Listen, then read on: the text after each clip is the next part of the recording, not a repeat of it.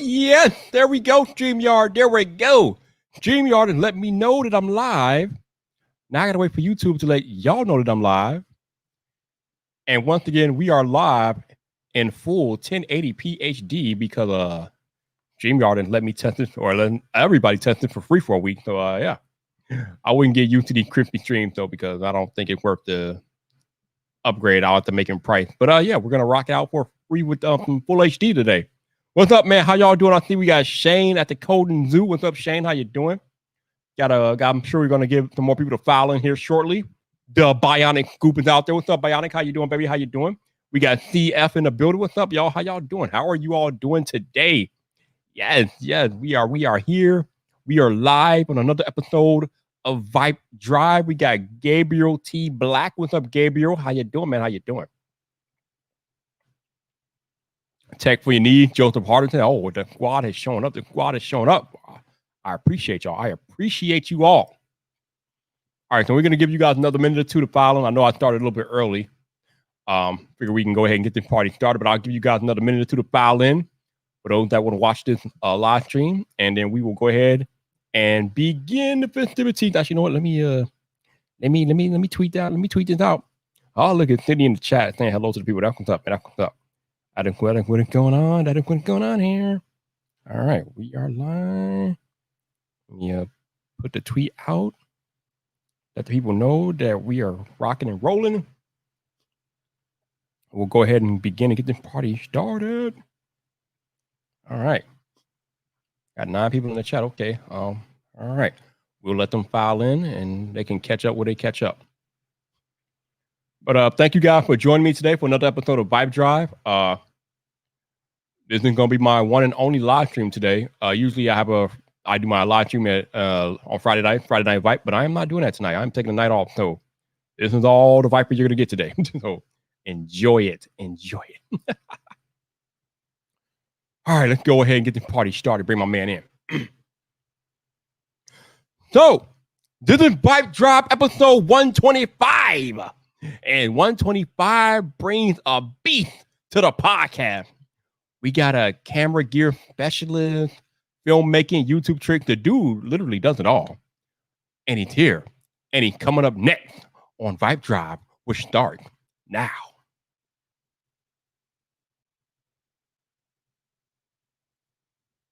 What's up, people? This your boy Viper, the man about tech. And welcome back to another episode of VypDrive. This is the podcast about tech, hosted by the man about tech.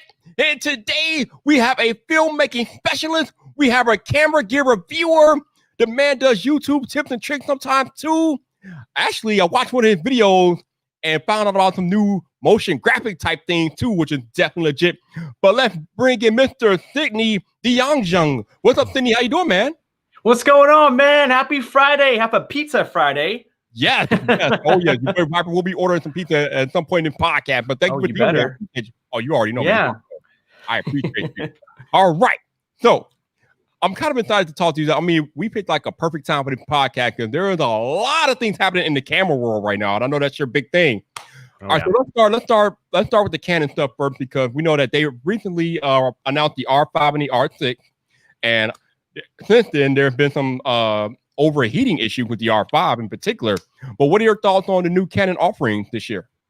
I am super excited, like, for Canon. Like, it's been years since they came up with something like really, really innovative, like ever since the 5D Mark II, which is way back when. And so, like, everything about the R5 and the R6, like, I'm really excited about. Like, I get a lot. I think I made a video a couple weeks ago about the R5, and people said, "Oh man, you're so salty. You're such a Sony fanboy, whatever." I'm like, I never said anything bad about Canon. Like, I legit said I'm excited about Canon. I want to try it out.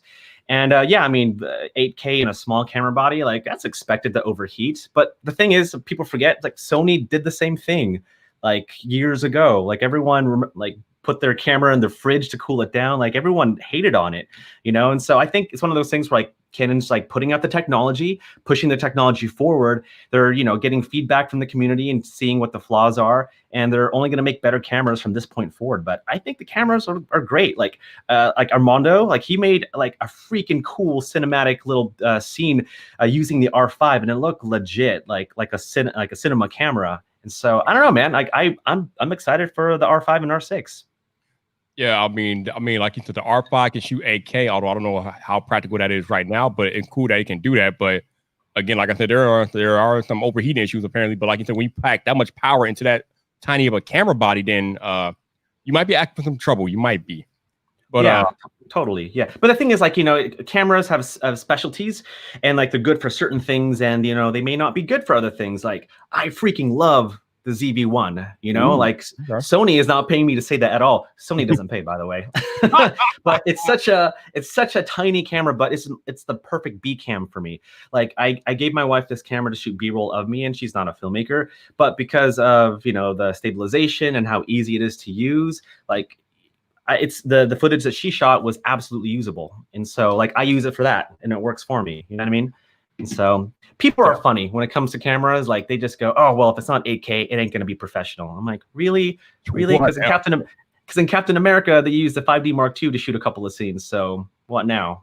All right. So somebody actually pointed out in my chat that I asked the wrong question first. So let me rewind. Let me rewind and ask the proper question. So usually the first question I ask every first time guest that comes to the podcast, Sidney, the people want to know what brought you to YouTube. What brought me to YouTube? I just wanted to create. I just wanted to make videos on my terms. Like I came from a film school background, and the one thing they teach every film student is to get distribution. So once you graduate, you hopefully climb the corporate studio ladder. You have a spec script in hand, hoping you'd run into a producer that they might read one day, in hopes of the 1% of getting that script produced for distribution. That was the goal. And when YouTube came along, like that eliminated everything. It cut out the middleman, it cut out the studio. You can now make your videos, your films for free on your own terms. And that's what did it for me. That is pretty cool. Now, how long have you been making YouTube videos? Consistently, probably about 3 years now.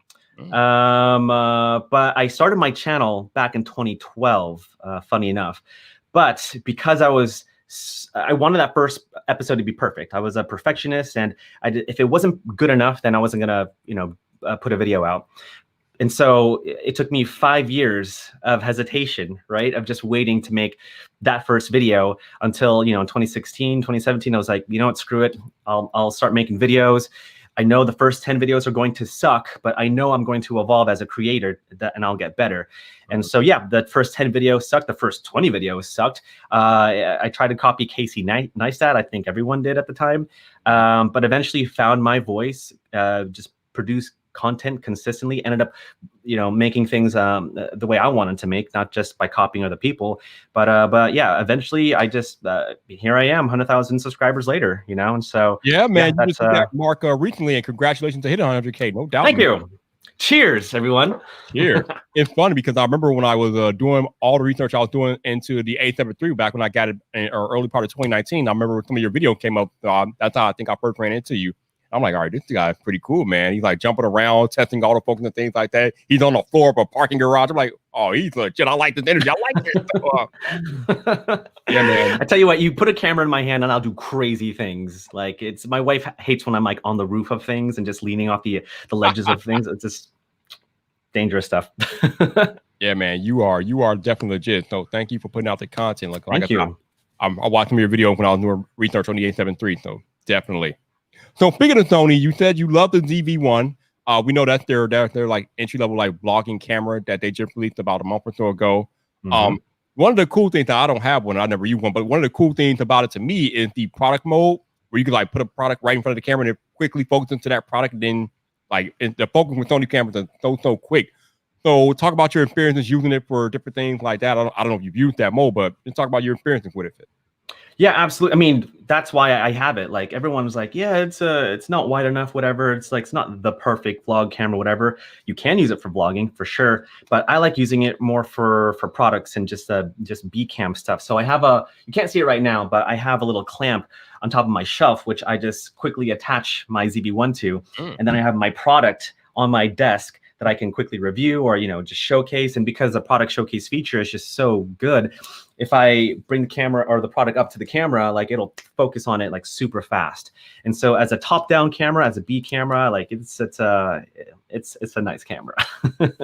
Yeah, that's pretty cool, man. That would seem legit.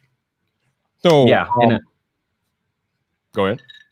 I was just gonna say, like, and it's so small too. Like when I started YouTube, I had a what was it, a A6300, and that had like overheating issues, like big time.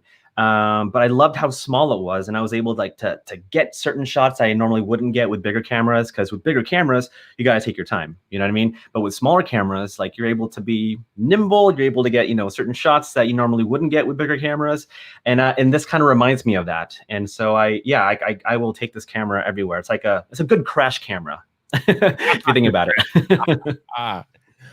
So you recently made a video comparing the Sigma Art lens to the Sony G Master lens. I think it's the 24 to 70 G Master. You compared that to the 24 to 70 Sigma Art.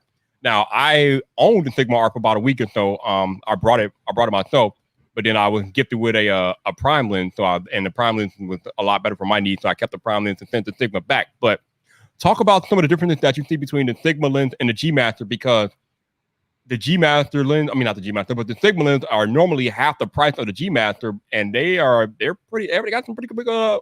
They got pretty good quality. Yeah. Okay. So I'm gonna tell you the truth. You ready for this? Okay. I'm ready for it. It's not a product review. Here we go. Let's go with tea. Let's go. They are literally the exact same lens.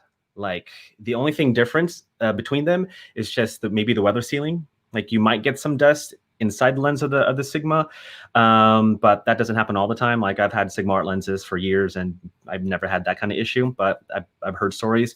But as far as quality and performance goes, they are exactly the same. Like no joke, they're really, really good.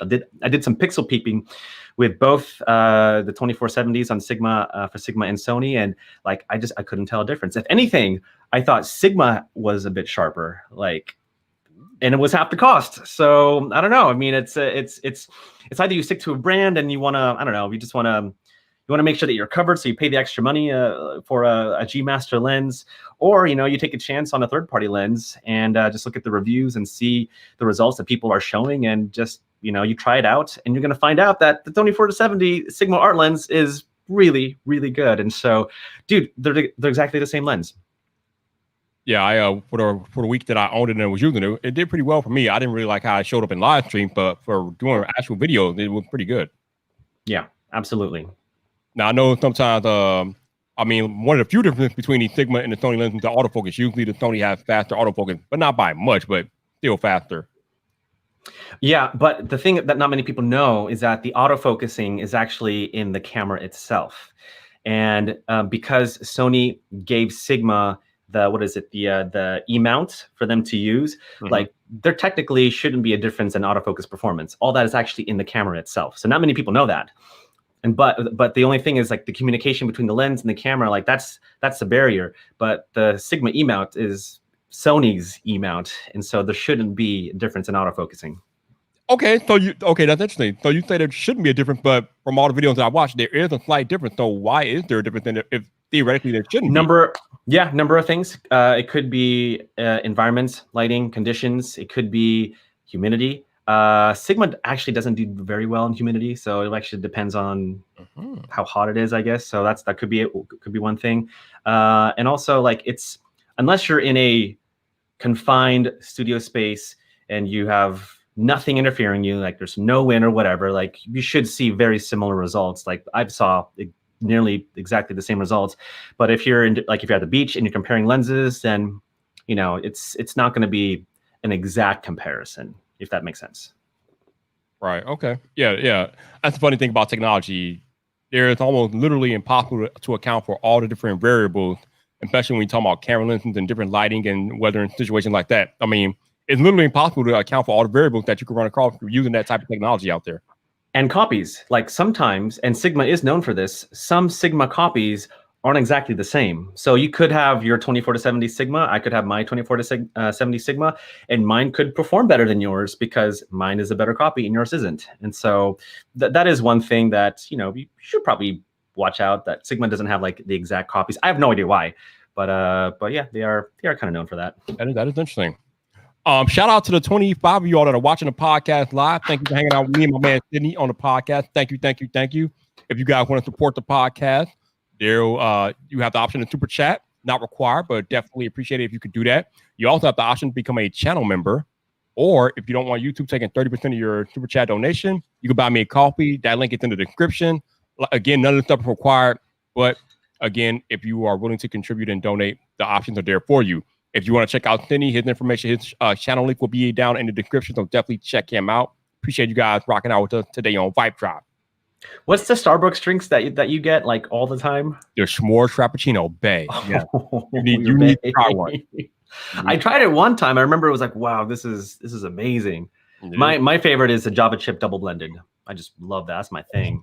That's my go-to. That's my bay. Now, see, I like Java chip too because unlike the S'mores, I can get that year round. So Java chip is my usual go-to when the S'mores are not around. There you go. Love Java chip. Shout out to those of y'all listening on audio only this week. Thank you for listening to another episode of VypDrive with me and my man Sidney Diongzon.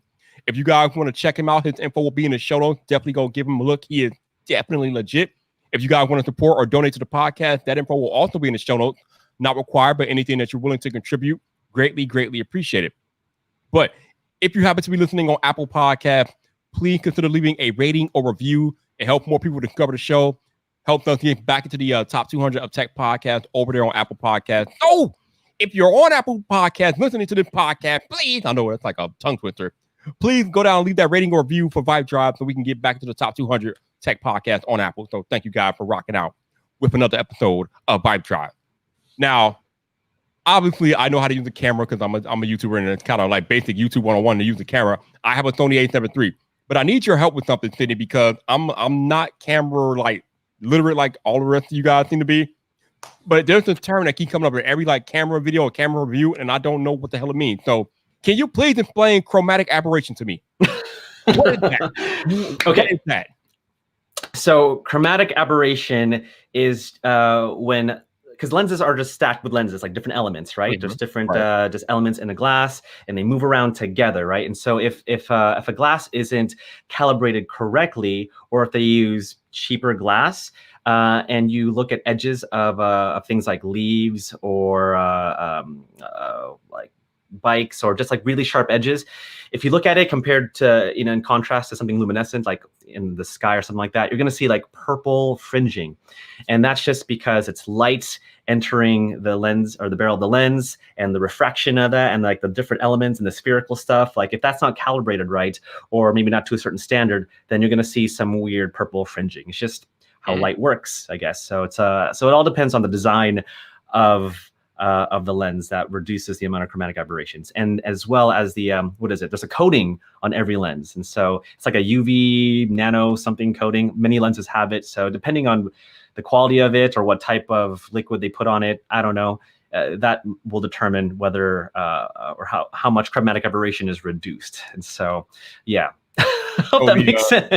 You said, so if I understood you correctly, you're saying that chromatic aberration is like the purple fringing that can appear on some lenses. Okay, I got you. Yeah. So it doesn't happen all the time. As some people like pixel peep, and they'll notice it sometimes. Like say they over edit a like an image or a video, like they increase the contrast or saturations, and you're going to see like a weird purple, sometimes bluish greenish tint on the edges of certain things. Mm-hmm. That's chromatic aberration, and so nearly every lens like goes with it. It's just a matter of like how much reduction can each lens will reduce the chromatic aberration by. And so, yeah, it's just if you look at old lenses, like vintage lenses, like they're going to have some sort of chromatic aberration, just because that's how light works. If a light enters the lens, the barrel of the lens, and all that glass and all that stuff, like there's going to be some hazing, fringing, stuff like that. And so, yeah, it's all nerd talk.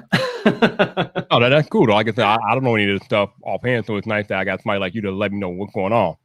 Yeah. Not many people like really care about it, but for those that like really care about the details, like they'll just talk for days about it. I don't know, man. If you guys watch a Gerald Undone video, that dude goes over every damn thing. I mean, good Lord, he cares. I can't keep up with that dude, man. He's such a sweet guy, though. Super sweet. Oh, yeah, he is definitely legit. He's definitely, but you are awesome in your own right, man. You've been definitely doing your thing with the camera videos on YouTube. Thank you. I've been watching. Okay, so another thing that I heard that I have a bit of a better understanding of is rolling shutter. Now, I've seen rolling shutter. I've seen it on the videos. I've never seen it with me because I don't vlog like that. But rolling shutter is atrocious. So my question to you is, what causes that? Because that is bad. Yeah. So what causes it first and foremost is the lack of global shutter. And so back in the film days, there used to be like this little disc that would spin around in old cameras, and there'd be like a little slot, and the film would sync with the opening of the slot that would allow light to enter the actual camera, and then capturing film. And so it'd be like this really cool mechanical timing thing. That's called global shutter. Modern cameras try to emulate that with rolling shutter. Some cameras have it, like the GH5, they have global shutter. But cameras like the A7 III and I think the Canon R5, anyway, most cameras, they just rely on shutter speed to emulate global shutter. And so basically the amount of light that enters the camera. And so with rolling shutter, it has to depend on how fast and strong the processor of a camera is. So with a camera like the A6500, fairly old camera, that has really bad rolling shutter because you're trying to process 4K video while trying to let light enter the camera, and all these little things is happening inside a tiny body. And so because of that, all that data is not going to process fast enough. And when you do fast movements like pans, you're going to see rolling shutter. And so that's what happens. But if you like reduce the quality like to HD, then you're not going to see rolling shutter because less data is being processed through the processor in the camera, as well as the sensors, the number of pixels in the sensors. And so like with the A7S III, because it's a lower megapixel camera, and because it's a better processor, like that's why you don't see that much rolling shutter, or rolling shutter, because there's like a better computer, a faster computer inside the camera. And so that's why we have rolling shutter. But I guarantee you, if you use 1080, then you won't see as bad rolling shutter as you would in 4K video. Gotcha. Now, I probably should have made clear what exactly rolling shutter is. So rolling shutter, if I understand it, is like when you pan back and forth with the camera, like from left to right, the whole entire image just gets all like distorted and wavy. It's like you're in a Jello effect. Yeah. It literally looks like Jello. It's crazy. It's terrible. It's just something that you don't really want, and it shows up a lot when people are logging and moving the camera back and forth really fast. That rolling shutter is. It's just the camera trying to keep up with what it's seeing in real time. It can get bad it can get real bad. It's bad. So let's talk about the bomb that Sony dropped last week. The A7S III, which just completely ethered Canon's offering last month. I mean, good God. I mean, you got people canceling their Canon pre-order because the A7 III is dropping bombs. Talk to us about. I feel for Canon, man. It's like all the memes that I'm seeing, like, oh. I mean, can you imagine the Canon executives in their office is literally burning right now because Sony dropped a bomb on them. So let's talk about the A7 III. What do you think about the camera? I know you're I am incredibly pumped for it. I mean, on paper, it sounds near perfect, right? Even seeing some of the videos, I'm like, wow, like this camera is legit. Like it looks good.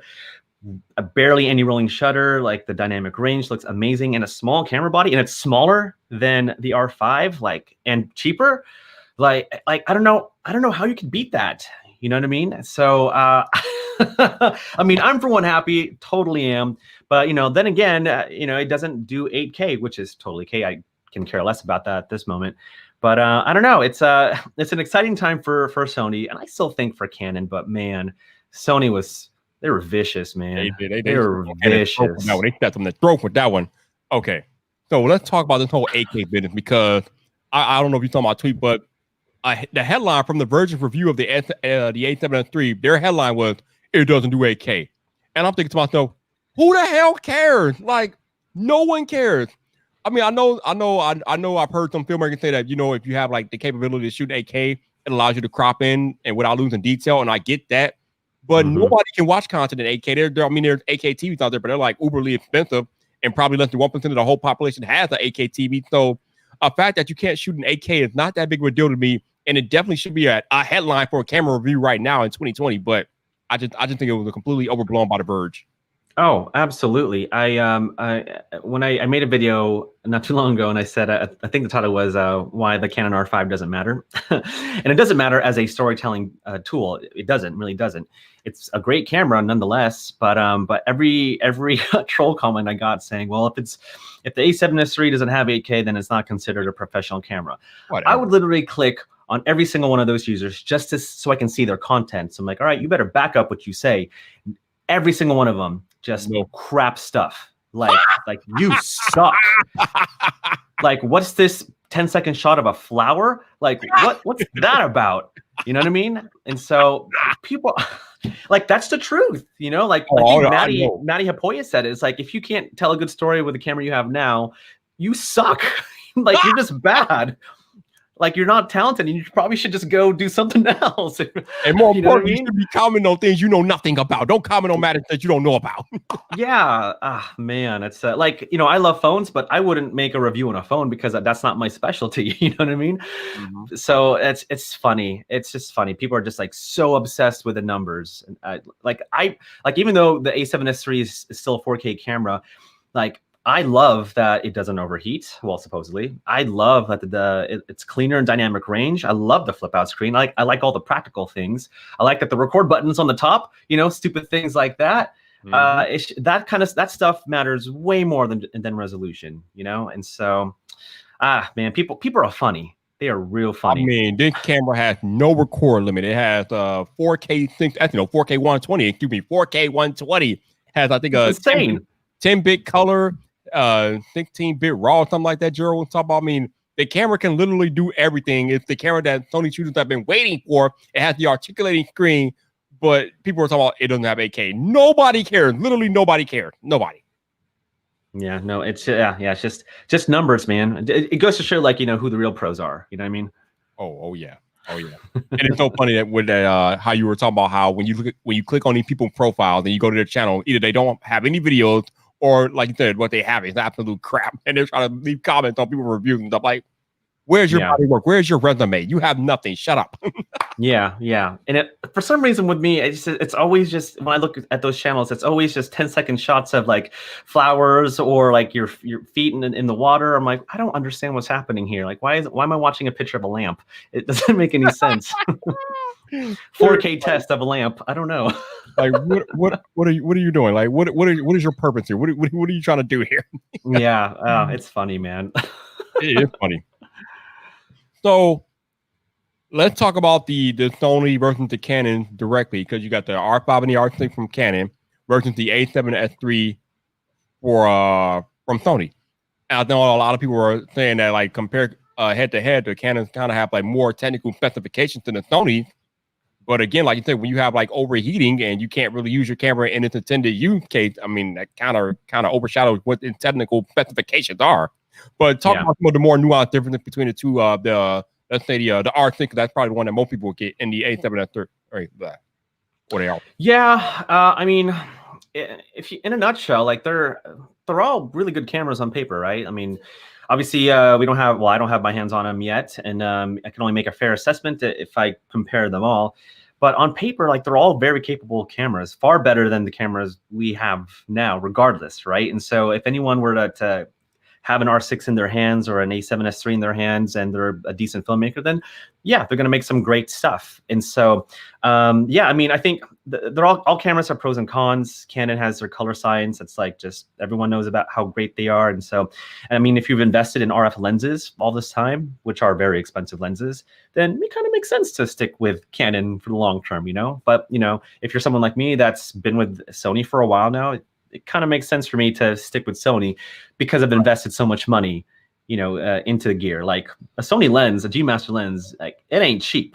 No, you know what I mean? It ain't cheap. So to sell all my gear just to switch brands, like, I would be, like, on a business standpoint, like, I would be losing money, and I don't want to do that. Yeah, no, we can't have you losing money. And speaking of your business and things like that, like I said, I know you recently just you reached 100K on YouTube, but Another thing that happened to you, I don't know if it's recently, but it happened to you not too long ago, is the fact that you went full-time on YouTube. So Yeah. talk about your experience of being a full-time content creator on YouTube. You know, I had thought, because I was, working a full-time job and doing YouTube on the side, I thought like, oh yeah, I'm gonna have way more time to make YouTube videos. I'm gonna produce a ton of content and all that stuff. But I've actually managed to be a lot more busier because I'm actually running a business. So it's not just the content, but it's the business deals, talking with my manager, planning ahead of time, like planning trips and trying to coordinate things and contracts and all that stuff. Like there's a lot that goes into being like a full-time YouTuber. Like it's a full-on business, and so I'm just trying to wrap my head all around that while trying to produce consistent content. So, but it's been great. Like I've been able just to focus on this one thing, where when I had a full-time job, I had to like switch gears like every single day, and that was really hard for me. Like I'd wake up 4 o'clock every single morning to work on YouTube.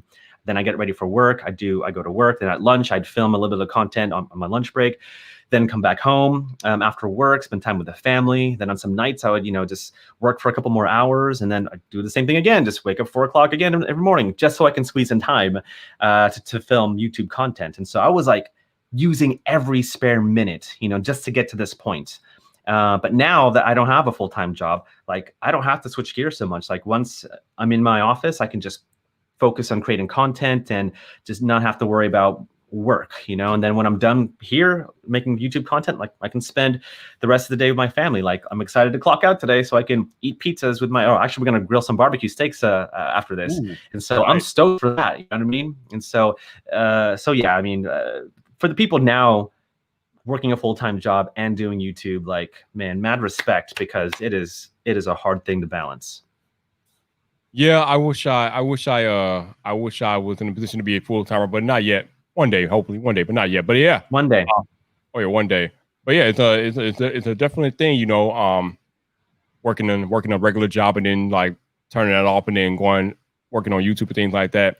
I find myself constantly thinking about things to do with the YouTube channel, like content and just different strategies and things like that, even when I'm at work, and I'm just like, whatever. But yeah, it's cool, man. Being a content creator is one of like the coolest experiences I've ever had, and it's amazing, all the people that you meet, like-minded individuals, the communities that you build or become a part of. It's amazing. Oh man, some of my best friends I've met through YouTube. Like I relate to them way more than the friends I grew up with. Right, exactly. And it's because we have a common thread. Like we're cut from the same cloth, and so we kind of relate to each other. And that's why I love Twitter, because like you're just hanging out, with your buddies. My jam, yeah. Twitter, I love Twitter. It's my jam. That's where the party's at. Always.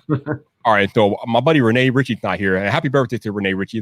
Yes, happy birthday. Mm-hmm. He's not here, but if he was here, he would start trouble. So I'm going to start it for him.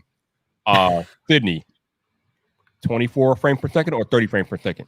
24, hands down. 30 frames can go in the trash. Oh, shot fired! Hold on, y'all. Oh, shot fired! Shot fired on the podcast! Oh, man, shot fired. He said 30 frames is going to take a monkey dump. Oh, my goodness. I just don't like the way it looks. Like, it's fine. People think it's smoother, whatever. I just think it looks trash. Like, I don't want to watch a home video. Like, I want to watch something cinematic. I want to watch something good. Mind you, there are a lot of people that shooting like 30 frames, and their content's legit. Like the Everyday Dad, Gary, he's awesome. We got MKBHD, of course. So their content is great. I just don't like the look of 30 frames per second. It's just my preference, No, I can't really tell the difference between 24 and 30, but I shoot in 24 because because I mostly do talking head videos, and that's like the recommended FPF for talking head, so I do 24. But yeah, it's funny when you have like Jonathan Morrison and Marquez and everybody else arguing about 24 versus 30 on Twitter. It's hilarious, man. I love the friendly banter. I really do. It's so good. But for everyone like that swears by 30 frames per second, then here's a bin for you.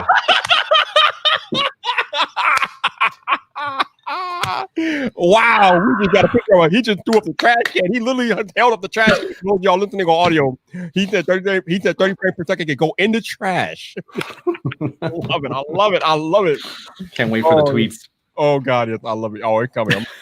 I'm definitely got to like video cap that one. So with everything that we got on the Sony A7S III, everybody's saying that this is the perfect camera or damn near close to the perfect camera. So is there anything on this camera, Sidney, that is missing that you would like to see on the camera in the future? Yeah, I mean, obviously no camera is perfect, but I wish they would have. I really thought they were going to put in a variable ND filter in the A7S III. Like with the ZV-1, you can just push a button, boom, automatic ND, which is great, awesome. If you're in a pinch, you don't have an ND filter, push that button, awesome. You get to control your exposure. And so I was kind of surprised they didn't put that in, but I don't know. The rumor has it that the A7 IV might have it. So I don't know. We'll see. Do we know when the A7 IV might show up? Supposedly around Christmas time. Really? So it's going to happen this year? Okay. Maybe, or early 2021. They usually have something brewing around then. Okay. Yeah. So I mean, the A7 III is still a monster even today. So I mean, hey. Oh my gosh, yeah. Like I'm gonna keep my A7 III until it dies. Like it's such a good camera. You know what I mean? Like now I have another full frame camera on the way. Like an A7S III and an A7 III, like in my camera bag. Like that's awesome. You know? I mean, you at the top of the food chain right there, man. Woo! You're at the top of the food chain. That's right. That's where that 24 frames per second people are at. You know what time it is. You know what time it is. Oh my god, I'll get you in trouble, man. You're not gonna get me in trouble. I'm not in the camera war. I'm not really in the camera wars. True. I mean, people know I shoot Sony because I got a Sony, but I'm not really in the camera war. But you know what? Let's start some more camera wars because obviously you are a Sony shooter, and there's like this big ongoing battle between Sony and Canon. So why do you prefer to shoot with Sony instead of Canon? I think, well, when I switched, the reason why I switched is because I broke my Canon 60. So I didn't have a camera anyway. I broke my lens, my camera. So I'm like, well, maybe I just go with a different system. Why not? It'll be fun. And it was cheaper, by the way. So I got the A6300 and actually fell in love with it. And I was like, oh, cool. I didn't think I'd like Sony because I was such a Canon fanboy back in the day. I was actually surprised, but yeah, I mean, ever since then, I loved Sony. I loved how it worked. It worked for me as a creator. It worked for my kind of workflow, and stuck with them ever since. So yeah. Okay, so I got to ask you the question I've been asking all my camera people that come on the podcast. All right, who has the better autofocus, Sony or Canon? Oh my gosh, Sony now. Oh my goodness, like ZV-1 status. Like I don't know if Canon used to be the king. But when Sony came up with their voodoo autofocusing magic inside their newer cameras, like it's gonna be hard to beat. And from what I've seen from the A7S III, like I don't know how you can beat that. You know, I mean, Canon obviously is very close, but I don't know. I'm gonna give it to Sony. Sponsored by Sony.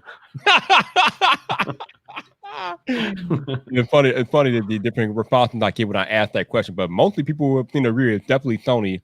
I mean, there are some aspects where they Canon have better autofocus, but for most things, people are saying Sony has better autofocus, but not by much though. Right? Yeah, exactly. That is interesting, man. So as far as selection of lenses, would you say that Sony has a better selection of lenses? Because I've heard that too, as opposed to Canon. Yeah, I mean, they have like what 57 E-mount lenses now, something crazy. Where Canon, you know, they had lenses, like really popular lenses even back in the 80s when they had the FD lenses, and then they switched over to the EF version. So they have a lot of lenses, but now the RF lenses are the new thing. But like Sony, like the fact that it's still the same mount, that you can use it with any Sony mirrorless camera, like that's a huge advantage, you know, where people that invested in Canon EF lenses, like you got to get an adapter to use the new Canon cameras, like, and that's, I don't know. I think that was a big mistake that Canon did. So I thought their EF lenses were great. I did shoot with their RF lenses, and they're actually really, really good.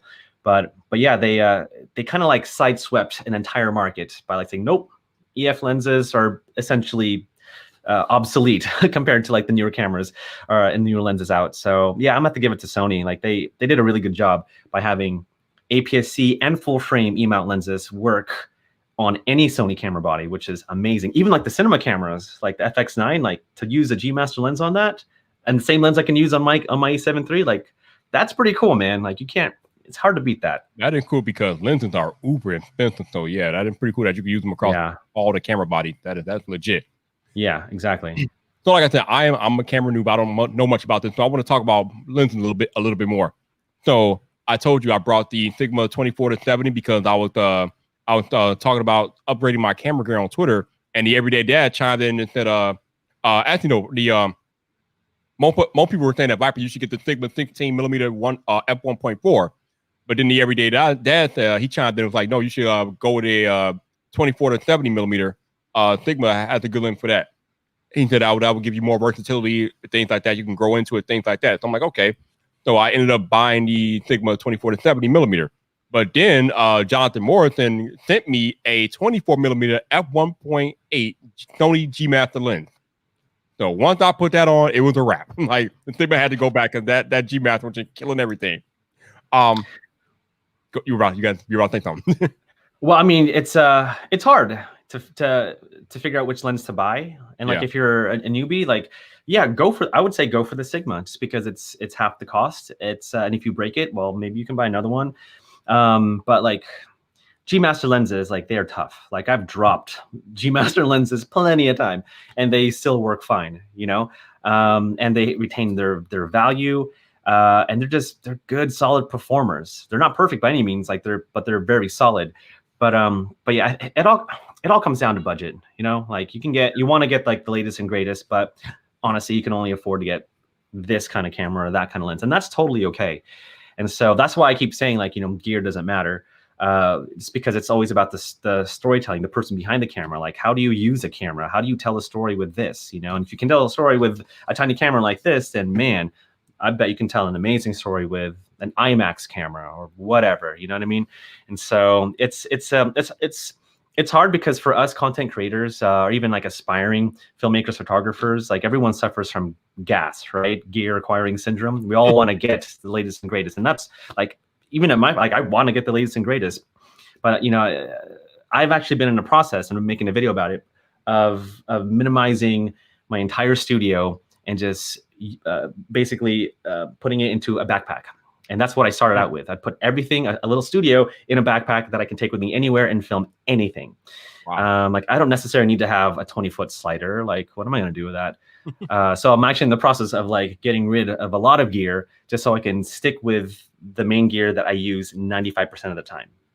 And so yeah, so at the end of the day, it's going to come down to the filmmaker, the photographer, and figuring out what's going to work for them. And it's gonna it's hard to be seduced by the latest camera news. You know what I mean? It really is. But I think you got to just take a step back and be like, all right, is this going to work for me? Is this going to work for my workflow? And is it going to help me tell the stories that I want to tell? Yeah, right.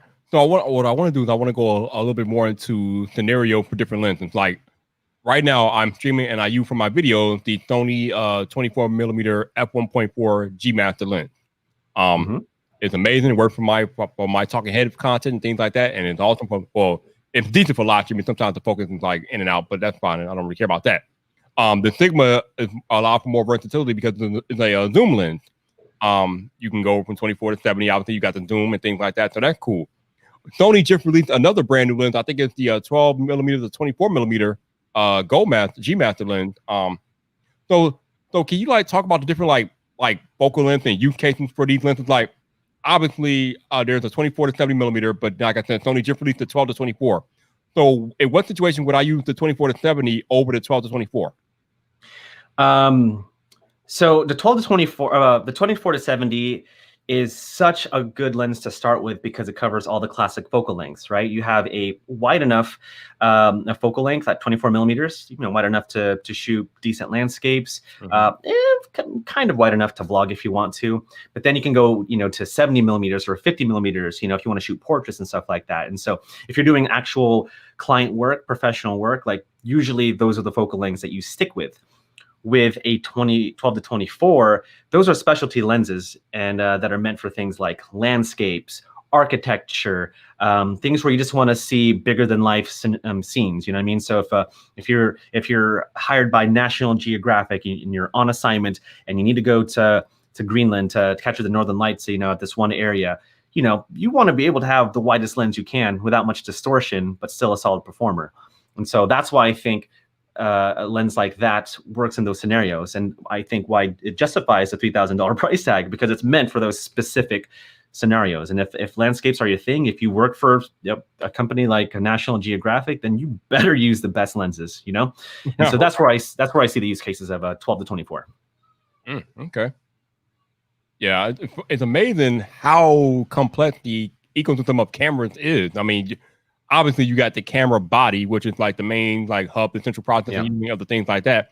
But then you got all these lenses that you can attach, detach, things like that, according to whatever situation you happen to be shooting in.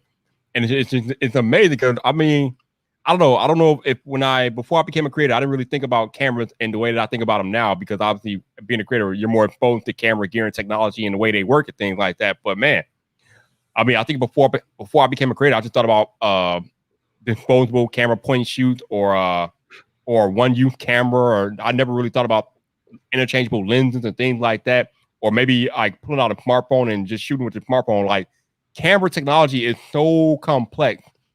And I think it's kind of funny because it seems like smartphone cameras are trying to move more into the DSLR mirrorless realm with the way they're adding features and functionality to their cameras. I mean, they're adding 3-4 lenses on these smartphones now, and it almost seems to me like I think mirrorless and DSLRs are trying to move more into a more simplistic range and like more towards how simple smartphones are. So it's kind of interesting dichotomy going on with all that.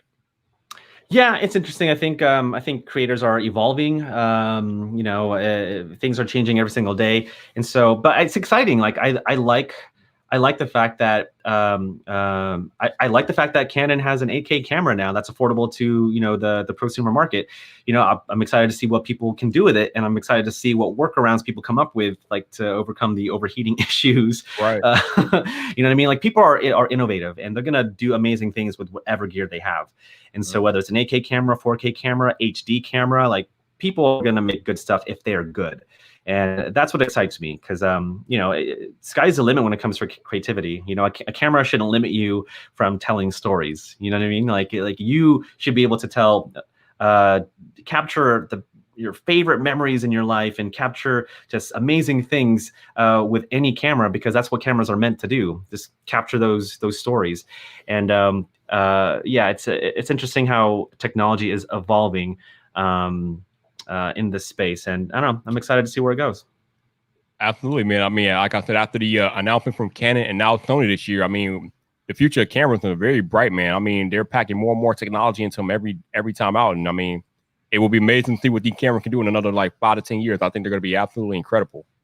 Yeah, and I remember I had a big camera back in film school. It was like the Panasonic DVX. It was like a chunker of a camera, and that allowed like 24 frames per second for the first time in a prosumer camera body. Like, that was huge. But if I can have that in like in a tiny camera body, like that's amazing. Definitely, man. Definitely. So I think I know the answer, but I'm going to ask anyway, given what you're wearing in your ears. Well, what smartphone is your go-to these days? What are you rocking with? Dude, iPhone XR, man. iPhone XR. Okay. I got the XR. Yeah, I was gonna get the 11 Pro, and then I forgot to order it, so I just stuck with the XR. How do you forget to order a smartphone? That's I don't know. For some reason, I thought I'd order it, and I was waiting for weeks. Like, why isn't my iPhone coming? Usually they come the next day. Then I'm like, oh yeah, it's still in the cart. Oh well, whatever. But the thing is, like, even like, who was it?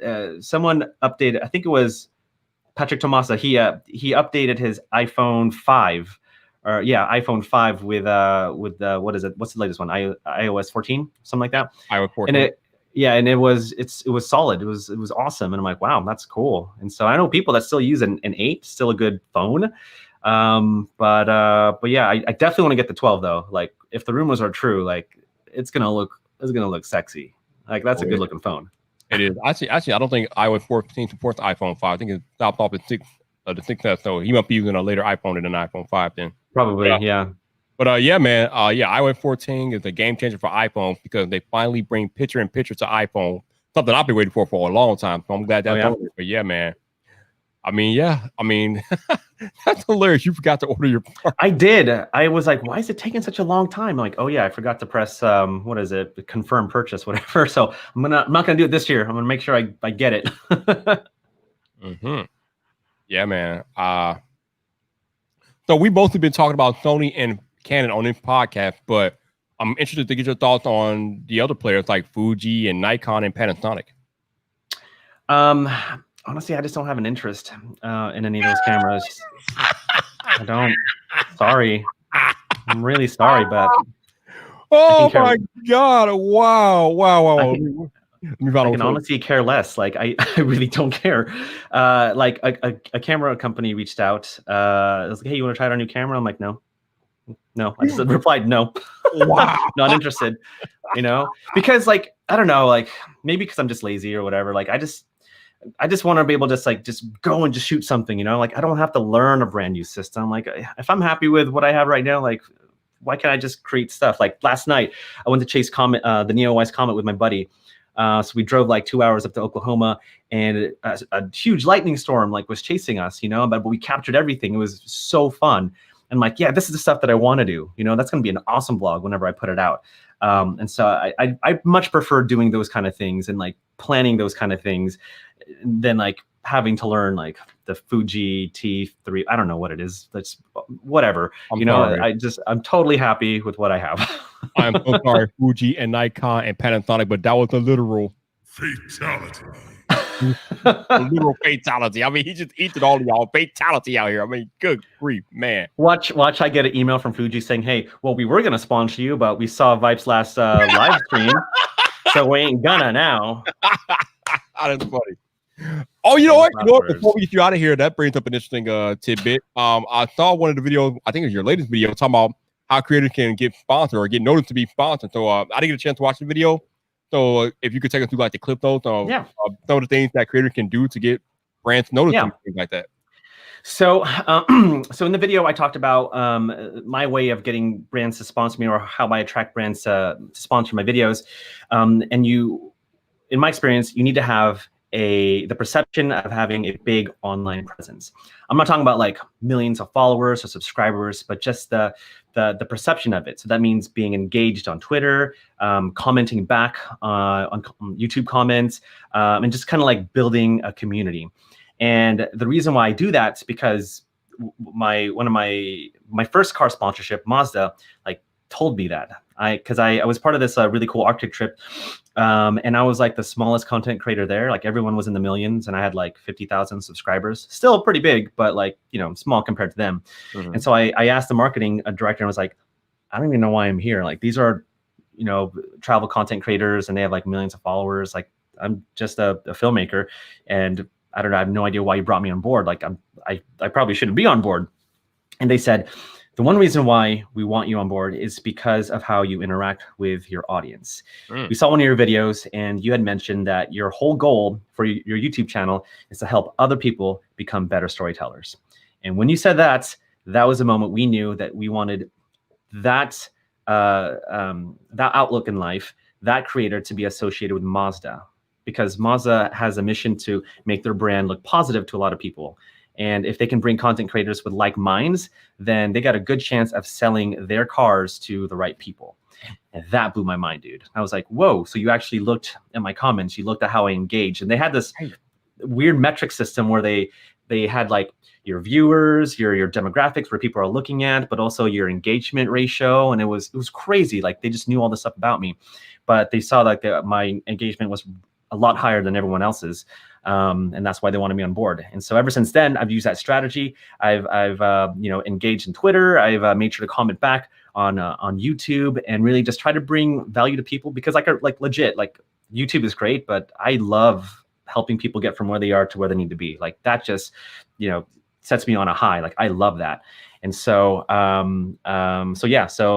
that's why I get these sponsorships, because you know, people want to be a part of that. Like I got invited to Sony Camera Camp because of that. You know, you get emails every day, you know, from people saying, hey, we want you to do this because, or show our product to your audience because, you know, you have a positive outlook in life. You do this, you do that. And I think it's a great strategy that I think everyone should try. Dad, I mean, it's so funny because, I mean, I talk about this stuff all the time, but body language comes across on video. Being positive, people love positivity and they love positive energy. I mean, and brands especially love it. And I love the way that you said that the brand looked at your comment section. Like, it's funny because I remember Roberto Blake said something a long time ago about cleaning up your comment section, and I'm like, wait a minute, why? But the more I thought about it, the more it made sense. Like you said, brands are not looking at only your video content, but they're looking at your comments and see how you engage with the community. So yeah. you got to keep your comment section clean and things like that, because they're looking at everything. They see everything. I don't know if creators like understand just how much brands see. Like they see more than just the video. They see everything. They see the video. They see the comments. They see your other social media platforms. They see everything. It's crazy when you think about it. Like when you go to the YouTube Creator Studio, like you see your own analytics and everything. Well, they see that and more, but they see it on the entire social media spectrum, which is insane. And that blew my mind. Like when they showed me the piece of paper or the iPad screen, I was like, you know this about me? Whoa, this is crazy. Like you guys are smart. Yeah, they are knee deep in it, man. So when they reach out, they're not just reaching out in jest, man. They have done their homework. They have done the research. Yeah. So, no doubt, man. No doubt. But Sidney Diongzon, man, awesome conversation, sir. Thank you for joining me on the podcast. Yeah, it was fun. Had a little fireballs here and there, so hopefully won't cause too much controversy. But hey, all in good fun. Oh, absolutely, absolutely. Before we get out of here, let the people know where they can find you. You can find me on YouTube, Instagram, Twitter. Just type in Sidney Diongzon. I'm sure I'm the only one out there. I think so, but I'm out there. You'll see me. No doubt. Thank you guys for watching the podcast live today. I appreciate you rocking out. If you super chatted, brought me a coffee or anything like that, thank you.